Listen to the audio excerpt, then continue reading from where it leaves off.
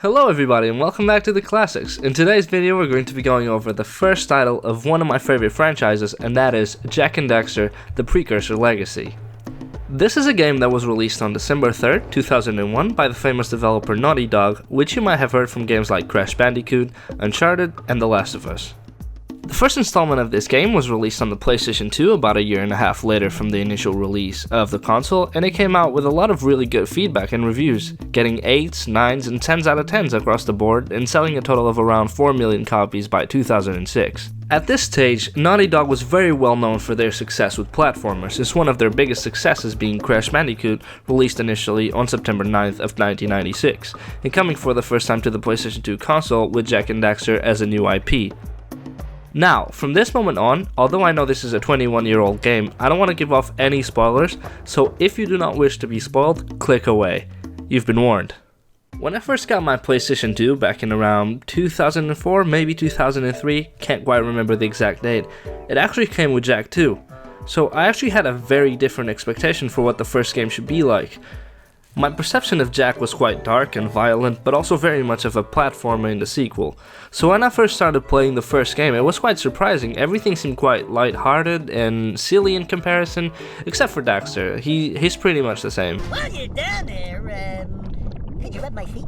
Obviously, if you know the game, there's impending doom and danger as the main focus of the story, but your introduction to the game is actually quite silly, and all the characters are funny and quirky in their own little ways. Just as a brief opinion, before I get into more details, the game is quite good, but it's not my favorite of the franchise. I like the later half of it more than the initial one just because it got a bit more serious with the introduction of villains and the disappearance of certain characters, and also because it starts adding more context to the story. When you compare Jak 1 to its predecessors, it's just the one with the least amount of storytelling, totaling to about 30 minutes of cutscenes. I don't really know much about Jak and the village he comes from. The characters from the different villages just really serve as a tool to give you items so that you progress further in the story. Although, I can't not appreciate the details given to all of them. That does stand out in the game, and it makes it a lot better. I guess it might just be nostalgia, since I kinda grew up with the second and the third one. I'm willing to entertain it as a bias of mine, but it also needs to be considered that technology got better, studios released games with better quality, budgets also became bigger, which led to better storytelling, more and better voice actors, etc, etc, and etc. Now, this video is going to be split into the following 6 parts, and the first of those parts will be the summary of the story. This game follows the story of the two main characters, obviously Jak and Daxter. The whole story revolves around them stopping the lurkers, these guys, from destroying the world with Dark Eco. To summarize, Dark Eco has the power to transform, infect, and kill anything it touches. Just like my affection. There are 6 types of Eco, but I'll explain those later. In the introduction of the game, Daxter falls into a silo with Dark Eco at the Forbidden Misty Island. He's then transformed from a human into a Notzel. It's essentially a hybrid between an otter and a weasel, but if you look at what he looked like before, it's a much needed improvement. I mean, what is that? You then set out after a Dark Eco sage, Gol Acheron, which is supposed to be able to help Daxter gain his human form again. Spoiler alert, he doesn't. He turns out to be the main villain alongside Maya, who I don't know that much about. I don't think I was paying that much attention, to be completely honest with you. Before you actually head out on your quest, you get back to Samos's hut. He's one of the sages and your mentor. He is the Green Eco Sage who tells you to go and find other sages since their teleporters have not been working for quite some time. This prompts you to go out into the world, explore, and collect items to facilitate your access to the rest of the game.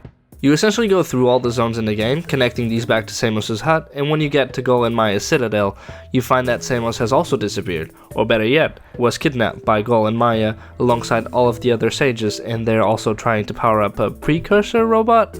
Just as a side note, Precursor technology is essentially very old technology invented by a long-lost race and is related to most items you collect in the game. In the following video games. Now, Gol and Maya successfully power up their Precursor robot and attempt to open another silo of Dark Eco in order to destroy the world, which you end up by stopping when you use Light Eco to destroy the robot, and subsequently Gol and Maya fall into the Dark Eco pit, and as Samos says, the Dark Eco probably destroyed them because nobody bothered to check. Now, this is essentially the gist of the story. There's not much to it during the middle bit of the game. You get most cutscenes and story during the first and last hour of the game. Considering that it took me, I'd say, about 7 hours to finish the game, it's not all bad, since the game focuses a lot more on being fun than on the story. Now, just to quickly go over the controls, some of them are actually quite simple in standard, so like pressing X to jump and pressing X twice to double jump. Now, the damaging ones are circle to pirouette, in square to punch, and on some occasions shoot fireballs. Now, the movement is pretty standard, so you use left analog to move and right analog to look around. The really unique one is that you have L1 and X to jump higher or jump forwards a long distance towards where you're moving, and then you have triangle to aim in first person view, which, to be honest, I didn't use much unless it was absolutely necessary, and it was probably just in one mission in the entire game. Now we finally get to talk about the music. The soundtrack was produced by Josh Mansell and Mark Mothersbaugh, if that's how you correctly pronounce that. They're also known for producing the soundtrack for other Naughty Dog titles like Crash Bandicoot 1, 2, 3, and Crash Team Racing. But Mark's career far outshined Josh's. Sorry Josh, but it's kinda true. He has made the soundtrack for 21 Jump Street, Hotel Transylvania, the Lego Movie, Pitch Perfect, Thor Ragnarok. I can't in all fairness go on, because this guy has done far too much. And although the soundtrack captures the game's spirit quite well, I don't really think it differs that much from Crash's one. It doesn't particularly stand out, but it does the job.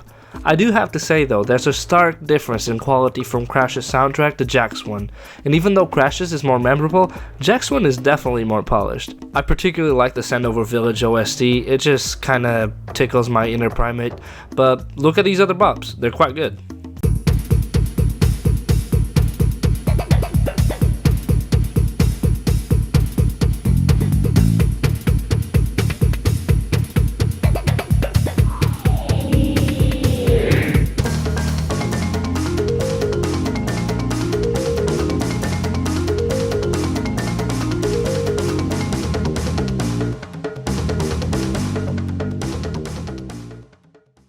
Now we finally get to the topic that interests most people, the gameplay.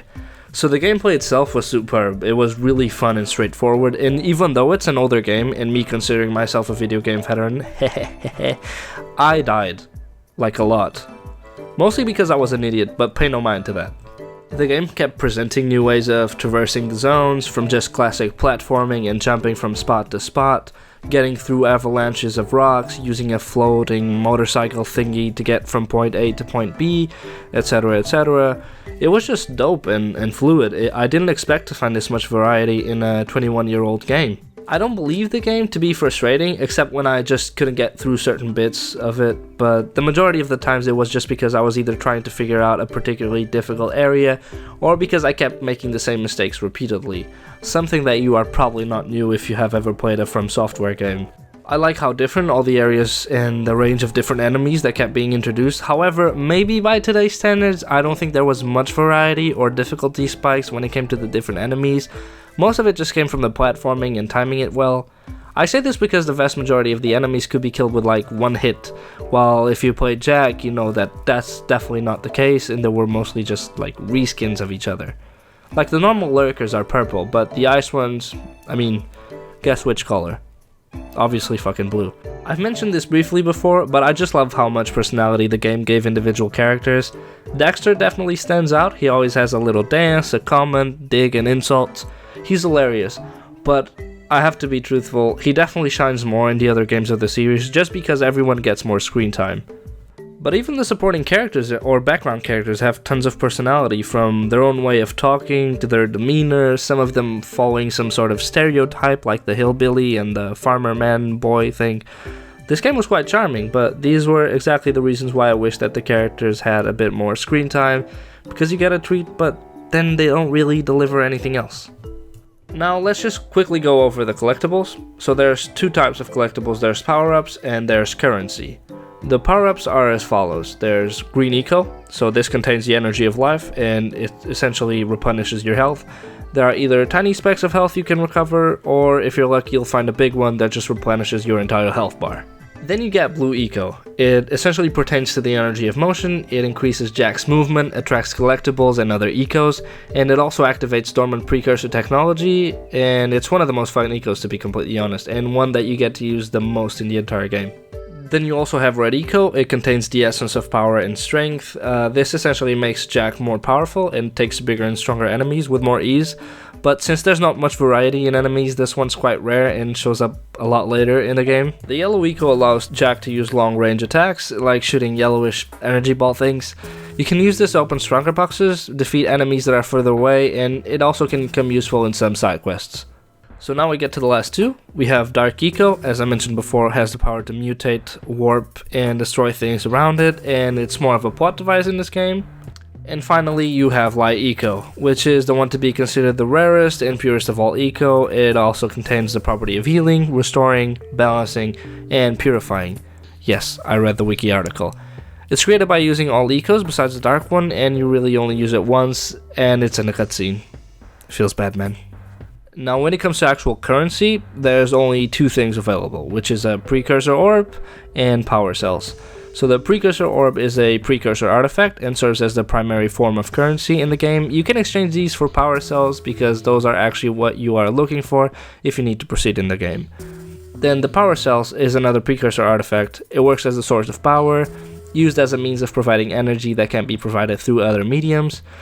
Unfortunately, they didn't have sockets in this universe. Times were tough. You collect these by either doing tasks for NPCs you find in the world, completing tiny hidden objectives, or just finding across the different areas in the game. My final and honest opinion on the game? It was quite an enjoyable experience. You can definitely see that they came from a game like Crash, since they give you some context of the story, then they give you a goal, and much of the game is like your parents finally letting you go off to college and finding your own way in the world.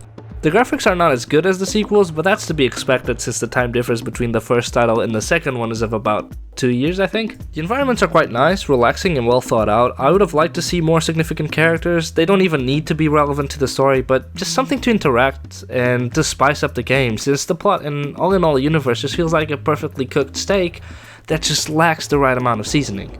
This title is great. If you want to relax and want an easy to follow story that doesn't require much of thought, you can even play it on your main screen while you watch some hot tub female streamer on your second monitor, you dirty dog. Seriously though, it is a nice game, especially for the time. You can pair it with the likes of Ratchet & Clank, Prince of Persia, and it's honestly one of the greatest games of the PS2 era. And with that being said, I'd rate the game a 7 out of 10. Well, that's it. The review is over. Hope you guys enjoyed the video, and I'll see you guys next time.